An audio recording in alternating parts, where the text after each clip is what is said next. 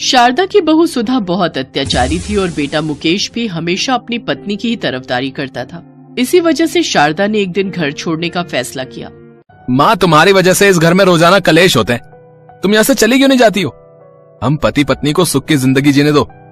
माँ, तुमने अपनी जिंदगी को जी लिया, अब हमारी जिंदगी खराब मत करो। मुकेश बेटा, तू सच्चाई को बिना जाने सारी गलती मेरी बता रहा है। मुझे तो लगता है तुम दोनों यही चाहते हो कि मैं इस घर में न रहूं। सारा दिन मैं काम करती हूँ, कुछ नहीं बोलती, सोचती हूँ जो जिंदगी के दिन बचे हैं वो सुख से कट जाए, पर नहीं, बहू ये चाहती ही नहीं है। इसीलिए बेटा तेरे सामने जानबूझकर ये लड़ाई करती है। सुनो जी, अब इस घर में या तो तुम्हारी माँ रहेगी या मैं। तुम फैसला कर लो तुम्हें किसके साथ रहना है, नहीं तो मैं बच्चों को लेकर चली जाऊंगी। नहीं बहू, तुम क्यों कहीं जाओगी? मैं ही ये घर छोड़कर जा रही हूँ। मैं अब इस घर में नहीं रहूंगी। खुश रहो, मैं जा रही हूँ। अब मेरी वजह से तुम्हें कोई परेशानी नहीं होगी। शारदा के बेटे ने एक बार भी उसे रोकने की कोशिश नहीं की। उसे उस समय अपनी पत्नी जरूरी थी, मां नहीं। शारदा बहुत कष्ट सह चुकी थी, बहुत दुखी हो चुकी थी, इसलिए उसने दिल पर पत्थर रखकर वो फैसला लिया जो वो कभी नहीं लेना चाहती थी। शारदा ने अपना परिवार छोड़ दिया, अपने गांव से काफी दूर एक दूसरे गांव में जाने के बारे में सोचा और वहां की बस पकड़ ली। शारदा के लिए वो गांव अनजान था, उसे वहां कोई नहीं जानता था। और फिर 10 दिन बाद, अम्मा ये देखो, ये तैयार हो गए नूडल्स। अब आपको पता चल गया ये नूडल्स कैसे बनाते हैं? हाँ बेटा, ये तो बहुत आसान है। अब एक दिन मैं भी बनाकर देखूंगी। ठीक है अम्मा, कल आप बनाना, ठीक है? सूरज भैया, एक प्लेट नूडल्स देना। देखो, तीखी सॉस और मीठी सॉस दोनों ज्यादा डालना है। हाँ हाँ, बस अभी लो। 1 प्लेट नूडल पैक कर दो। बेटा तुम उनको दो, मैं इन्हें पैक कर देती हूँ। सूरज बेटा, एक बात बोलूं? हाँ हाँ अम्मा बोलो। मैं तो घर से बहुत निराश होकर निकली थी। उस दिन बस स्टैंड पर जब मेरी तबीयत खराब हुई तो तुम वहीं थे। तुमने मेरी इतनी मदद की, मुझे पानी पिलाया, यहाँ ढाबे पर लेकर आए। तुम बिल्कुल मेरे बेटे मुकेश हो। अम्मा, मेरा भी इस दुनिया में कोई नहीं। तुम्हारे आने से माँ की कमी पूरी हो गई। बस दोनों माँ बेटा मिलकर इस नूडल्स ढाबे को चलाएंगे। यहाँ इस ढाबे पर अब सारी चिंता छोड़ दो अम्मा, और आराम से अपने बेटे के साथ रहो। शारदा की आंखों में आंसू आ जाते हैं। सूरज बहुत ही नेक दिल लड़का था, उसका भी इस दुनिया में कोई नहीं था। बस स्टैंड पर शारदा का ब्लड प्रेशर हाई हो गया। तब सूरज ने उसकी बहुत मदद की और अपने साथ ढाबे पर ले आया। सूरज पिछले कई सालों से नूडल्स का ढाबा चला रहा है। अब उसने शारदा को भी नूडल्स बनाने सिखा दिए। सूरज को शारदा का बहुत सहारा है। वो कभी सामान लेने के लिए बाजार जाए तो शारदा ढाबे को संभाल लेती है। ढाबे पर और भी लड़के काम करते हैं तो वो भी शारदा को अम्मा कहकर ही बुलाते हैं। शारदा को उस गांव में रहते हुए 1 महीना बीत चुका था। अचानक एक दिन सूरज की तबीयत बहुत खराब हो गई, वो उठ भी नहीं पा रहा था। सूरज को बहुत बुखार था, जिस कारण उसे बहुत कमजोरी हो गई। शारदा ने सूरज की भी देखभाल की और ढाबे को भी पूरा संभाला। सूरज बेटा, ये लो, दवाई खा लो और ढाबे की बिल्कुल भी चिंता मत करो, मैं सब संभाल लूंगी। तुम बस आराम करो बेटा, ताकि जल्दी ठीक हो सको। अम्मा, माँ क्या होती है ये मुझे आज पता चल रहा है। माँ की जगह संसार में कोई नहीं ले सकता। मैंने अपने माता पिता को कभी नहीं देखा। जब पैदा हुआ तो अपने आप को सड़क पर पाया और जिंदगी की ठोकरों में बड़ा हो गया। फिर मेहनत करके ये ढाबा खोला। बहुत तरसता था कि अपनों का प्यार मिले। आज तुम्हारे रूप में मुझे माँ मिल गई अम्मा, मुझे अपनों का प्यार मिल गया अम्मा। सूरज की बातें सुनकर शारदा की भी आंखें आंसुओं से भर आती हैं। एक तरफ उसके अपने सगे बेटे ने उसकी परवाह नहीं की और एक तरफ सूरज जिसे माँ की कदर है, पर उसकी अपनी माँ नहीं। शारदा और सूरज का दिल का रिश्ता जुड़ता है। सूरज को माँ मिल जाती है और शारदा को बेटा। शारदा सूरज की तबीयत ठीक होने तक अकेले ही ढाबे को संभाल रही थी। शारदा बहुत ही बढ़िया नूडल बनाती थी। आसपास के गांव में भी ये बात फैल गई कि एक नूडल ढाबे वाली अम्मा है जो बहुत बढ़िया नूडल बनाती है।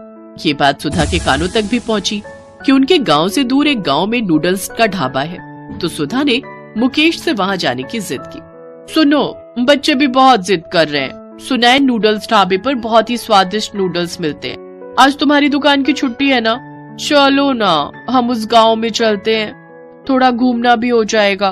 कितने दिनों से हम कहीं घूमने नहीं गए, बच्चों के स्कूल की भी छुट्टी है।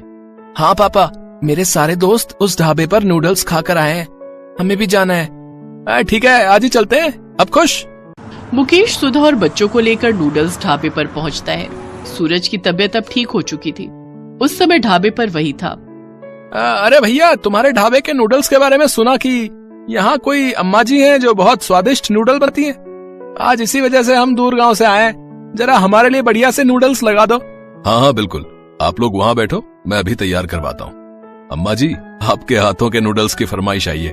अब तो आपके नूडल्स दूर दूर प्रसिद्ध हो रहे हैं। अरे बेटा, मैंने तो तुमसे ही नूडल्स बनाना सीखा है, तुम तो मेरी ऐसे ही तारीफ करते रहते हो। ढाबे के अंदर से अपनी माँ शारदा को आते हुए देखकर मुकेश और सुधा हैरान रह जाते हैं।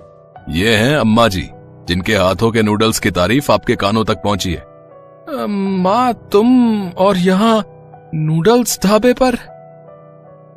मुकेश अपनी माँ के पैर छूता है। शारदा की आंखों में आंसू आने ही वाले थे कि वो तभी अपने आंसुओं को रोक लेती है। सूरज भी अब तक सच्चाई जान चुका था। शारदा ना चाहते हुए भी थोड़े कठोर स्वर में बात करती है। जिस दिन मैंने घर छोड़ दिया था, उस दिन मेरा और तुम्हारा रिश्ता वहीं खत्म हो गया था। अब मैं सिर्फ अपने बेटे सूरज की माँ हूँ। सूरज बेटा, इन्हें बोलो इंतजार करेंगे। नूडल्स बनाने में मुझे थोड़ा समय लगेगा। मम्मी, ये तो दादी है। दादी नूडल्स बनाती है। मम्मी, दादी, आप यहाँ नूडल्स बनाते हो? हाँ मेरे बच्चों, अब तुम लोग बैठो, मैं तुम्हारे लिए बढ़िया से नूडल तैयार करती हूँ। अम्मा, मुझे पता है इस समय तुम पर क्या बीत रही है, आप कहो तो मैं बना दूं। नहीं बेटा, मुझ में अब इतनी हिम्मत आ गई है कि मैं अपना दिल पक्का रख सकती हूँ। और फिर मेरा बेटा मेरे साथ खड़ा है, जो मुझे हमेशा दुखों से लड़ने की हिम्मत देगा। चलो, अब मैं नूडल तैयार करती हूँ। सूरज शारदा को देखकर मुस्कुरा देता है। मुकेश और सुधा नूडल्स खाते हैं और चुपचाप वहाँ से चले जाते हैं। कुछ दिनों बाद शारदा ने सूरज की शादी कर दी। नई बहू आशा सुधा से बिल्कुल अलग थी। वो शारदा की बहुत इज्जत करती थी। शारदा को सूरज और आशा के रूप में बेटा बहू मिल गए। शारदा ने सूरज के साथ मिलकर नूडल्स के और भी ढाबे खोले। सूरज अपनी कामयाबी का सारा श्रेय शारदा को ही देता था, क्योंकि वो जानता था कि शारदा के उसकी जिंदगी में आने के बाद उसकी जिंदगी बदल गई। जो उसने सुना था कि एक माँ के आशीर्वाद में बहुत ताकत होती है, ये आज उसने देख लिया था। सीमा के पिताजी सब्जी बेचते थे। उनकी तबीयत अक्सर खराब रहा करती थी। इस कारण शाम के समय सीमा उनका काम संभाल लेती थी। एक दिन वो सब्जी बेच रही थी। एक लड़का गौरव उसके ठेले पर आया। गौरव का उस पर दिल आ गया। उसने मन ही मन सोचा कि कितनी प्यारी सी लड़की है, काश ऐसी लड़की मेरी जीवन साथी हो। क्या सोच रहे हो, कुछ चाहिए क्या? ओ हाँ, वो मैं भूल गया था। आधा किलो पालक और आधा किलो आलू चाहिए। सीमा ने सब्जी तौल कर रख दी। अब तो गौरव रोज सीमा को देखने के बहाने से सब्जी खरीदने आने लगा। एक दिन सीमा के पिताजी से गौरव ने कहा, मैं आपकी बेटी को बहुत पसंद करता हूँ और उससे शादी करना चाहता हूँ। क्या काम करते हो? पढ़ा लिखा हूँ लेकिन अभी बेरोजगार हूँ, नौकरी ढूंढ रहा हूँ। गरीब हूँ लेकिन आपकी बेटी को पलकों पर बिठा के रखूंगा। मुझे आपकी बेटी के अलावा कुछ नहीं चाहिए। गरीब आदमी के लिए बिना दहेज दिए बेटी का हाथ किसी के हाथ में देना बहुत बड़ी बात थी, इसलिए उन्होंने शादी के लिए हाँ कर दी। साधारण तरीके से गौरव और सीमा की शादी हो गई। आओ बहू, हमारे घर में तुम्हारा स्वागत है। सीमा ने चारों तरफ देखा। गौरव का घर ज्यादा बड़ा तो नहीं था, मगर हाँ, उसके घर से अच्छा था। उसने सरला के पैर छुए तो सरला ने ढेरों आशीर्वाद दिए। कुछ दिनों बाद गौरव को एक प्राइवेट नौकरी मिल गई, लेकिन कुछ ही महीनों बाद वो छूट गई। ऐसे कैसे काम चलेगा गौरव? कुछ काम तो करना ही पड़ेगा। बोलो क्या करूँ सीमा? है पकौड़े तलूं? डिग्रियां लेकर भी कोई जॉब नहीं मिल रही, और जो मिलती है महीने 2 महीने बाद छूट जाती है। बहू, जमा जोड़ा सब खत्म हो चुका है। इसकी नौकरी से भी क्या गुजारा है। इतने खर्चे हैं गृहस्थी के, ये भी बेचारा क्या करे। जानती हूँ माँ जी, ये भी परेशान है, लेकिन अगर ज्यादा नहीं तो थोड़े पैसों में ही कर ले। साग सब्जी का तो खर्चा निकल ही आएगा। कुछ दिनों बाद गौरव को जॉब मिल गई, लेकिन सैलरी केवल 8,000 रुपए थी। इस समय पैसों की बहुत जरूरत थी, इसलिए उसने हाँ कर दी। बहू, आज खाने में क्या बनाया है? कुछ नहीं माँ जी, घर में कोई सब्जी नहीं है। मैं सोच रही थी कि मैं घर आऊं। पापा 2-4 दिन की सब्जी तो रखी देंगे हमारे लिए। नहीं बहू, ऐसे अच्छा नहीं लगता। वैसे भी क्या कहेंगे कि खर्चा खत्म हो जाता है तो बेटी को हमारे यहाँ भेज देते हैं साग सब्जी लेने। ठीक है तो माँ जी, रोटी बना दी है। मेरी मम्मी ने थोड़ा अचार दिया था, उसी से खा लेंगे। वैसे भी सब्जी के लिए पैसे नहीं है। गौरव की सैलरी भी महीने के आखिर में मिलेगी। सीमा ने खाना परोस दिया। थाली में रोटी और अचार रख दिया। अरे आज तुमने सब्जी नहीं बनाई है क्या? सब्जी के लिए पैसे नहीं है गौरव, कुछ दिन अचार से ही खानी पड़ेगी रोटी। बहू, ये अचार तो बहुत ही लाजवाब है। ये किसने बनाया? मेरी मम्मी बनाती है माँ जी, वैसे मैं भी बना लेती हूँ। आपकी सैलरी मिल जाए तो तुम भी ये अचार जरूर बनाना, सच में बहुत बढ़िया लग रहा है। मेरी मम्मी कहती है अगर एक समय को सब्जी ना मिले तो अचार से रोटी खाई जा सकती है। अरे बहू, इतना स्वादिष्ट अचार मिले तो मैं हर समय अचार के साथ ही रोटी खाऊं। उसके कुछ दिनों बाद सीमा अपनी सास से कहती है, माँ जी कुछ नींबू रखे थे, मैंने उनका अचार बनाया है, जरा ये भी चख कर बताओ। सच में लगता है जादू है तुम दोनों माँ बेटी के हाथों में। जो कोई खाए उंगलियां चाटता ही रह जाए। एक बात कहूँ जी? हाँ कहो सीमा। क्या ये वो लगा रखा है? ठीक से कहो, क्या कहना चाहती हो? मैं सोच रही थी इस तरह के अचार बनाकर बेचना शुरू कर दूं। वैसे भी हम दोनों सास बहू घर में सारा दिन खाली तो बैठे रहते हैं, इस बहाने हमारा समय भी कट जाएगा और हमारी आमदनी भी हो जाएगी। तुम तो बड़ी समझदार हो बहू, लेकिन मुझे अचार बनाना नहीं आता। गौरव अगर हाँ कहे तो फिर मैं आपको सब सिखा दूंगी। ठीक है, इस महीने की सैलरी आने दो, फिर तुम अचार बना लेना, ठीक है? सीमा खुश हो गई। वो 1 तारीख का इंतजार करती रही। गौरव की सैलरी मिलते ही वो कुछ अचार के मसाले, आम, गाजर, मूली, नींबू खरीद लाई और फिर दिखा दी अपनी कारीगरी उसने। अपनी सास की मदद से कई तरह के खट्टे मीठे अचार बनाए। अचार तो बन गया सीमा, लेकिन तुम इसे बेचोगी कहाँ? ये तो हमने सोचा ही नहीं। हम ये अचार बाजार में बेचेंगे, और कहाँ बेचेंगे। और दोनों सास बहू अचार के डिब्बे लेकर बाजार में चली गईं। अचार ले लो, अचार आम का लो, नींबू का लो, गाजर मूली का लो।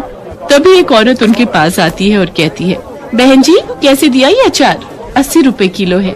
ये तो बहुत सस्ता है, 30 रुपए किलो तो आम ही हो रहे। इसकी तो खुशबू से ही मुंह में पानी आ रहा है, पता नहीं खाने में कैसा होगा। पहले चख कर देखिए फिर खरीदिए। वाह वाह, मजा आ गया, जैसी खुशबू वैसा अचार। लाओ 1 किलो दे दो, हमारी बहू प्रेग्नेंट है, खाएगी तो उसका मन अच्छा हो जाएगा। उस दिन उनका सारा अचार बिक गया। सास बहू दोनों के चेहरे खुशी से खिल गए। वैसे ज्यादा फायदा नहीं हुआ था क्योंकि अचार उन्होंने सस्ते में बेचा था, लेकिन एक उम्मीद की किरण नजर आई कि उनका काम चल निकलेगा। अगले दिन सीमा सरला से कहती है, माँ जी आप सब्जियां काटिए, तब तक मैं मसाला बनाती हूँ। बहू आज कुछ ज्यादा अचार बनाएंगे। और वो हर हफ्ते अचार बनाकर बेचने लगी और अब अचार ज्यादा बिकने लगा। सीमा ने सरला से कहा, माँ जी मेरे मन में एक विचार आ रहा है। बाजार और दुकान पर हमारे ग्राहक बढ़ते जा रहे हैं, लेकिन हमारी कोई पहचान नहीं है। क्यों ना हम अपने अचार को कोई एक पहचान दे? वो कैसे? वो ऐसे, अब हम अपना अचार खुला नहीं बेचेंगे, अब हम उसको खुद तोलकर 1 पाव, आधा किलो और 1 किलो के डिब्बे में पैक करेंगे। इसका एक नाम होगा, सास बहू का अचार। हम इसे थोक की दुकानों तक पहुंचाएंगे। देखना, अगर ऐसा होगा तो हम सास बहू छा जाएंगी। लगता है मुझे भी नौकरी छोड़कर सास बहू की अचार फैक्ट्री में काम करना पड़ेगा। ये विचार भी बुरा नहीं है, पहले दुकान उसके बाद फैक्ट्री। वाह, हम लोग बहुत अमीर हो जाएंगे, है ना माँ जी? चलो चलो, सपने देखना छोड़ो और अब काम पर लग जाओ, तभी सपना सच होगा। सुना है तुम दोनों बहुत अच्छा अचार बनाती हो, क्या हमें भी सिखा दोगी? हाँ सरिता, बिल्कुल सिखा देंगे। हमने अपनी दुकान खोली है जिसका नाम रखा है सास बहू का अचार। तुम अपने साथ और लड़कियां और बहुओं को भी ले आना, इसी बहाने वो भी अचार बनाना सीख लेंगी और हमारे यहाँ पैकिंग का काम कर लेंगी। इसके बदले हम उन्हें पैसे देंगे। अच्छा, फिर तो मैं कल ही 8-10 लड़कियों का इंतजाम करती हूँ। अगर मेहनत सच्ची हो तो दिन बदलने में समय नहीं लगता।